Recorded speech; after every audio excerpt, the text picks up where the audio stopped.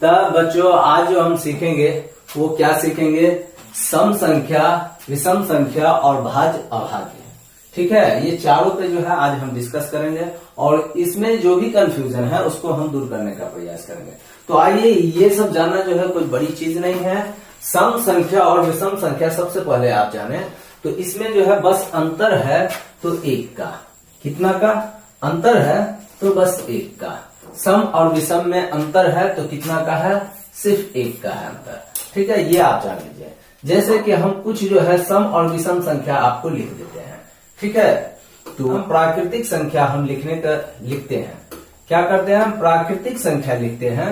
वो क्या लिखते हैं, प्राकृतिक यानी नेचुरल नंबर एक। ठीक है, ये एक क्या है, प्राकृतिक संख्या है ना। अब इसको एक और दो हम ऊपर लिख दिए। फिर यहाँ क्या करते हैं, 3 हम नीचे लिखते हैं, 4 हम ऊपर करते हैं, फिर 5 हम नीचे लिखते हैं, 6 ऊपर लिख देते हैं, 7 हम नीचे लिखते हैं, 8 ऊपर कर दिए।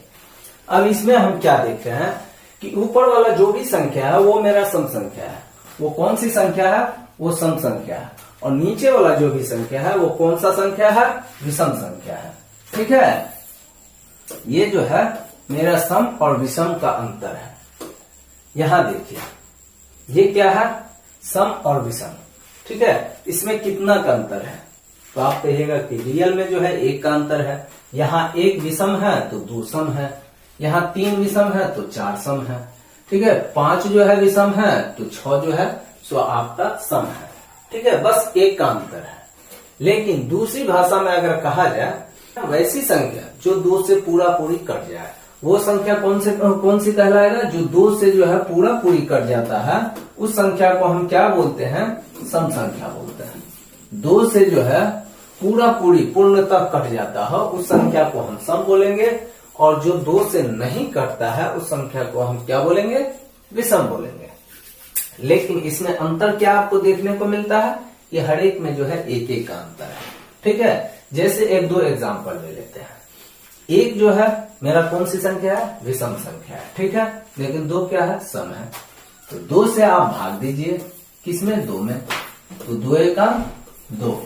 ठीक है, ये क्या हो गया, 0 है ना, यानी पूरा पूरी कट गया। चलिए, तो ये मेरा जो है सम संख्या हो गया 2। चलिए, अब हम क्या करते हैं, फिर दूसरा ट्राई करते हैं 6 को। ठीक है, 6 में 2 से हम इस 2 से भाग देते हैं। ठीक है, तो 2 तिया 6, ये भी 0 हो गया। यानी जो पूरा पूरी कट जाता हो उस संख्या को हम क्या बोलते हैं, सम संख्या बोलते हैं। अब विषम संख्या हम ट्राई कर लेते हैं कि विषम संख्या कटता है या नहीं कटता है, इसकी भी हम प्रयास कर लेते हैं। ठीक है,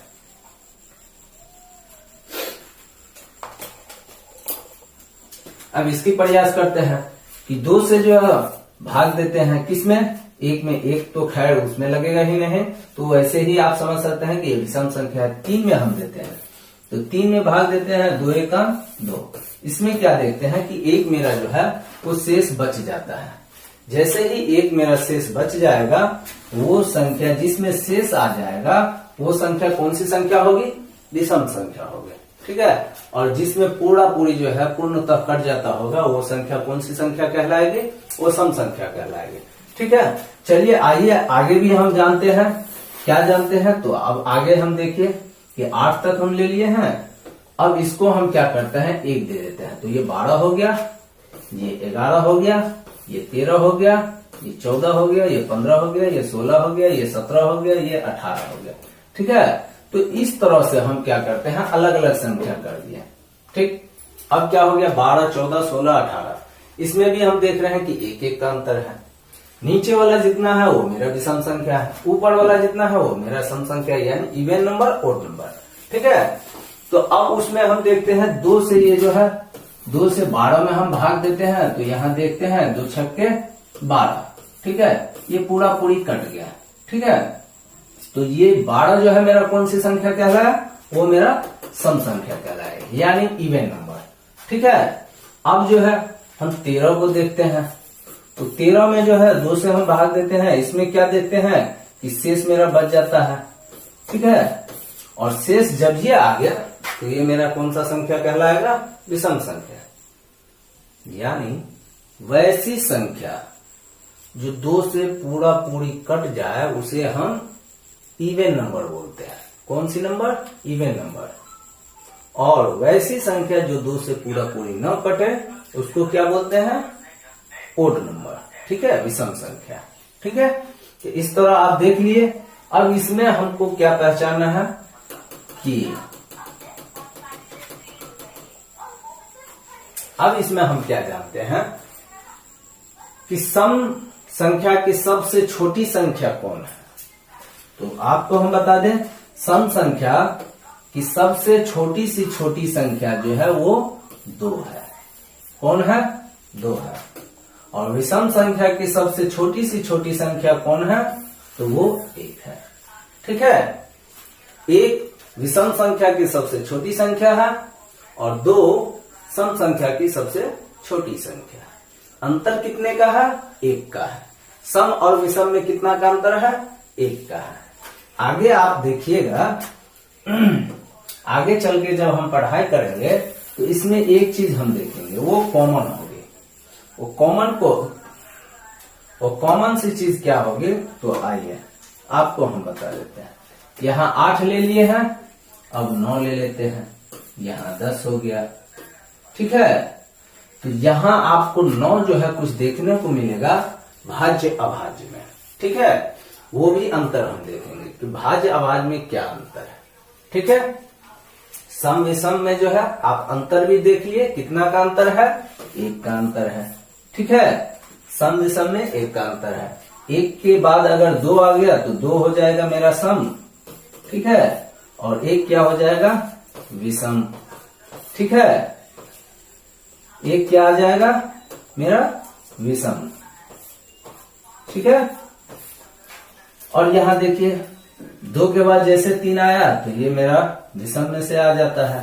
ठीक है, और वहीं 4 आता है तो वो मेरा सम में से आ जाता है। ठीक है, तो अंतर 1 का है। चलिए अब हम जानते हैं क्या? अब हम जान लेते हैं भाज्य अभाज्य। क्या जानते हैं? भाज्य अभाज्य। ठीक है, फिर हम जानेंगे दोनों में अंतर क्या होता है। सम विषम और भाज्य अभाज्य में दोनों में अंतर क्या होता है ये भी जानेंगे हम। यहां क्या करते हैं हम? फिर वही करते हैं कि भाज्य और अभाज्य दोनों में पहले हम नेचुरल नंबर लिख लेते हैं। कौन सी? 1 2 3 4 5 6 7 8। ठीक है, अब यहां आप देखिए, नीचे वाला जो हम लिखे हैं वो अभाज्य संख्या यानी प्राइम नंबर है। ऊपर वाला जो हम लिखे हैं वो मेरा कौन सी संख्या है? भाज्य संख्या है, जिसे कंपोजिट नंबर बोलते हैं। ठीक है, लेकिन यहां आपको एक चीज ध्यान देना है कि एक ना ही भाज्य है और ना ही क्या है? वो अभाज्य है। इसको हम बीच में रख देते हैं। इसको क्या करते हैं? हम बीच में रख देते हैं। वैसी संख्या जिसका गुणनखंड जो है 3 आता हो, उस संख्या को हम क्या करेंगे? भाज्य बोलेंगे, जिसको कंपोजिट नंबर बोलते हैं। ऐसे एग्जाम्पल के रूप में इसको आप हटाइए। गुणनखंड में जो है हम यहां देखते हैं 6 को हम क्या करते हैं? इसका गुणनखंड करते हैं। 3 आया। ठीक है, तो यहां आप समझ गए कि ये क्या? 2 और 3, तो 2 गुने 3। ठीक है, ये जो हो गया ये 6 का गुणनखंड हो गया। क्या हो गया? 6 का गुणनखंड हो गया। किसका? इस 6 का। ठीक है, यहां 6 का गुणनखंड 3 हुआ। फिर यहां देखिए, ऐसे भी आप लिख सकते हैं 6 गुने 1। तो यहां हम क्या देख रहे हैं कि 2 3 1 6, इसका गुणनखंड कितना आ रहा है? 4 संख्या आ रहा है। हम आपको कितना बताए हैं? 3। ठीक है, इसलिए ये जो है कौन सी संख्या आ गई? भाज्य संख्या। ठीक है, और नीचे वाला जो है वो मेरा कौन सी संख्या आता है? अभाज्य संख्या। क्यों? क्योंकि 2 का गुणनखंड अगर आप कीजिएगा तो 2 गुने 1, यानी स्वयं वो संख्या और 1 ये दोनों मिलकर के जिस संख्या का गुणनखंड करता है वो सभी संख्या क्या कहलाएगी? अभाज्य संख्या। अगर उससे अधिक गुणनखंड करता है तब जो है वो कौन सी संख्या हो जाएगी? वो भाज्य संख्या। ठीक है, इस तरह हम समझते हैं। जैसे अगर हम यहां इसको 18 बना देते हैं, क्या करते हैं? इसको 18 बना दिए। ठीक है, चलिए 18 को यहां हम दो खंड करते हैं। क्या करते हैं? इस 18 को हम दो खंड करते हैं। क्या ये दो ही खंड होगा? आप कैसे कीजिएगा? तो लघुत्तम ले लीजिए। ठीक है, 2 नमा 18, 3 तिया 9। अब इसको आप क्या कीजिए कि गुणा विधि में लाइए। क्या कीजिए? गुणा विधि में। तो यहां आप देखिए क्या क्या आता है। फिर 3 को कीजिए तो नीचे 1 आता है। यहाँ 1 आया, इस दोनों को गुना कर दीजिए तो 9 आ जाता है। 9 ऑलरेडी है ही। ठीक है, लेकिन एक चीज आप ध्यान दीजिए, इसको कीजिएगा तो आपको क्या आ जाएगा? यहाँ जो है 6 आ जाएगा। ठीक है, तो इससे हमको ये पता चलता है कि इसका गुणनखंड 1, 3, 6, 2, 9, 18 है। कैसे? तो आप देख लीजिए। ये भी हो सकता है 9 गुने 2। ठीक है, कितना आता है? 18। फिर जो है 6 गुने 3 कितना आया? 18। फिर यहाँ 18 गुने 1 कितना आया? 18। तो 18 को हम इतने तरीका से तोड़ सकते हैं। और तोड़ने में जो संख्या आता है, संख्या मतलब क्या? Natural number. कौन कौन सी नेचुरल नंबर इसमें आ रहा है? यानी 1 भी आ रहा है, 2 भी आ रहा है, 3 भी आ रहा है, 9 भी आ रहा है, 6 भी आ रहा है, 8 भी आ रहा है, 18 भी आ रहा है। ठीक है, तो इस तरह हम क्या देख रहे हैं कि 18 का गुणनखंड में कितनी संख्या आ रहा है? 6 संख्या आ रहा है। कितनी संख्या? 1, 2, 3, 6, 9, 18। कितना? 18। ये 6 संख्या आता है इसका गुणनखंड। और हमको चाहिए कितना? कम से कम 3। तो 3 किसका? जैसे हम 4 को अगर ले ले तो 4 को आप गुणनखंड कीजिए। 2 गुने 2 और 4 गुने 1। ठीक है, तो इसमें कितना आया? 1, 2 और 3 आया ना। यहां जो है ये कितना आया?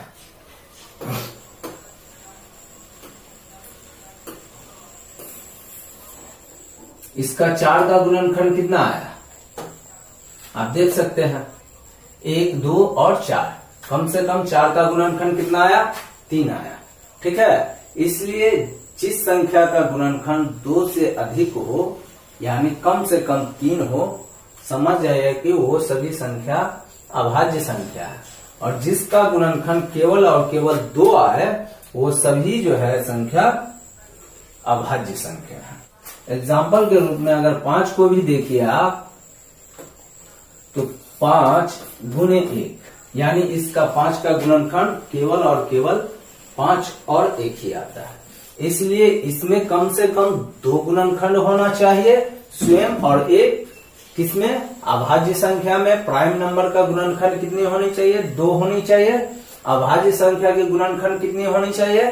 3 होनी चाहिए। तभी जाकर के वो भाज्य संख्या कहलाएगी और अभाज्य संख्या 2 गुणनखंड वाली।